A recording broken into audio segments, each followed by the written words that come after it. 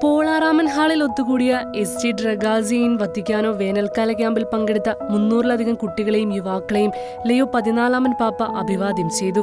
പിന്നീട് ഉക്രൈനിൽ നിന്നുള്ള 300-ലധികം കുട്ടികളും കൗമാരക്കാരും അവരോടൊപ്പം ചേർന്നു. കുഞ്ഞു പൈതങ്ങൾക്കിടയിൽ സമയം ചെലവഴിക്കുന്ന പരിശുദ്ധ പിതാവിന്റെ ചിത്രങ്ങൾ മനോഹര കാഴ്ചയായി. പാപ്പ കുട്ടികളുമായി സംവദിക്കുകയും അവരുടെ ചോദ്യങ്ങൾക്ക് ഉത്തരം നൽകുകയും ചെയ്തു. പാപ്പ തന്റെ ബാല്യകാലത്തെക്കുറിച്ചും പരിശുദ്ധ കുർബാനയിൽ പങ്കെടുത്തതിനെക്കുറിച്ചും അവിടെ അദ്ദേഹം മറ്റു കുട്ടികളെയും സുഹൃത്തുക്കളെയും കണ്ടുമുട്ടിയതിനെക്കുറിച്ചും എല്ലാറ്റിനുമുപരി പരിശുദ്ധ കുർബാനയിൽ തന്റെ ഉത്തമ സുഹൃത്തായ യേശുവിനെ കണ്ടുമുട്ടിയതും കുരുന്നുകളുമായി പങ്കുവച്ചു. വൈവിധ്യത്തെയും ആതിഥ്യമര്യാദയെയും കുറിച്ച് അദ്ദേഹം സംസാരിച്ചു.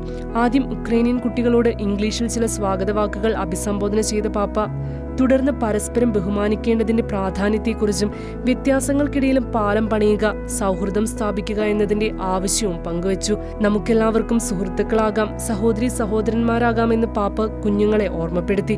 യുദ്ധത്തെക്കുറിച്ചുള്ള ഒരു ചോദ്യത്തിന് മറുപടിയായി ചെറുപ്പം മുതലേ സമാധാനത്തിന്റെയും സൗഹൃദത്തിന്റെയും നിർമ്മാതാക്കളാകാൻ പരിശുദ്ധ പിതാവ് കുട്ടികളെ പ്രോത്സാഹിപ്പിച്ചു. യുദ്ധത്തിലോ സംഘർഷങ്ങളിലോ ഏർപ്പെടരുത്, ഒരിക്കലും വെറുപ്പോ അസൂയയോ പ്രോത്സാഹിപ്പിക്കരുത്, പാപ്പ പറഞ്ഞു. യേശു നമ്മളെയെല്ലാം സുഹൃത്തുക്കളാകാൻ വിളിക്കുന്നുവെന്ന് അവരെ ഓർമ്മിപ്പിച്ചു. കുട്ടിക്കാലം മുതൽ പരസ്പരം ബഹുമാനിക്കാനും മറ്റുള്ളവരെ തങ്ങളിൽ ഒരാളായി കാണാൻ പഠിക്കേണ്ടതിന്റെ പ്രാധാന്യം പാപ്പ വിശദീകരിച്ചു.